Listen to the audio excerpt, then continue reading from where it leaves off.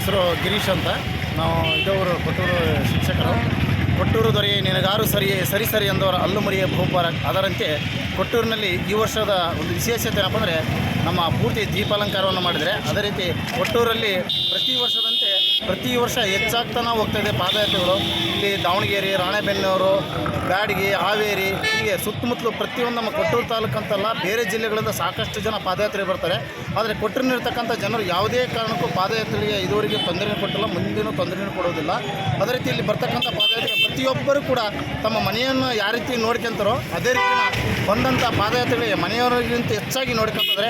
ಅದೇ ರೀತಿ ಕೊಟ್ಟೂರಿನಿರ್ತಕ್ಕಂಥ ಪ್ರತಿಯೊಬ್ಬ ಸಣ್ಣ ಮಗುವಿನಿಂದ ಹಿಡಿದು ಹಿರಿಯವರಿಗೂ ಕೂಡ ಅವರಿಗೆಲ್ಲ ವ್ಯವಸ್ಥೆಯನ್ನು ಮಾಡಿಕೊಡ್ತಿದ್ದಾರೆ. ಸ್ನಾನದ ವ್ಯವಸ್ಥೆ ಆಗಿರ್ಬೋದು, ನೀರಿನ ವ್ಯವಸ್ಥೆ ಆಗಿರ್ಬೋದು, ಕುಡಿ ನೀರಿನ ವ್ಯವಸ್ಥೆ ಆಗಿರ್ಬೋದು. ಅದೇ ರೀತಿ ಕೊಟ್ಟೂರಿನಲ್ಲಿರ್ತಕ್ಕಂಥ ಪ್ರಸಿದ್ಧ ತಿಂಡಿ ತಿನಿಸುಗಳು ಮತ್ತು ಅವ್ರಿಗೆ ಯಾವುದೇ ಕಾರಣಕ್ಕೂ ತಮ್ಮ ಸ್ವಂತ ಸ್ವಾಯಿಚ್ಛೆಯಿಂದ ಒಬ್ಬೊಬ್ಬರು ಒಂಥರ ಚಾಕ್ಲೇಟ್ ಕೊಡೋದಾಗಿರ್ಬೋದು, ಒಗ್ಗರಣೆ ಮೆಣಸಿನಕಾಯಿ, ಇಡ್ಲಿ, ವಡೆ, ಪ್ರತಿಯೊಂದು ತ್ಯಾಜ್ಯ ದಿನಸುಗಳನ್ನು ಕೊಡ್ತಾಯಿದ್ದಾರೆ. ಇದೇ ರೀತಿ ನಮ್ಮ ಕೊಟ್ಟೂರು ಪ್ರಸಾದ ಸೇವೆಯನ್ನು ಸಾಕಷ್ಟು ಸಂಘ ಸಂಸ್ಥೆಗಳು ಮಾಡ್ತಾಯಿದ್ದಾರೆ. ಇಲ್ಲಿ ವ್ಯವಸ್ಥೆಯೂ ಕೂಡ ತುಂಬ ಚೆನ್ನಾಗಿ ನಡೀತಿದೆ. ಇದೇ ರೀತಿ ಪ್ರತಿ ವರ್ಷ ನಡೀತಿರಲಿ, ಕೊಟ್ಟೂರೇಶ್ವರ ಎಲ್ಲರ ಮೇಲೆ ಇರಲಿ ಅಂತ ಆಶಿಸ್ತೀನಿ. ಜೈ ಕೊಟ್ರೇಶ್ವರ ಮಾರ್.